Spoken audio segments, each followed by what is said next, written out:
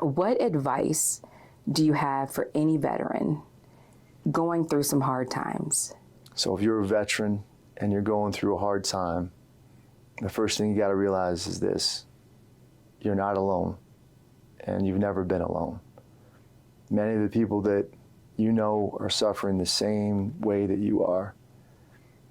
And all you need to do is reach out, and somebody will help you. Somebody will serve you, just like you served other people.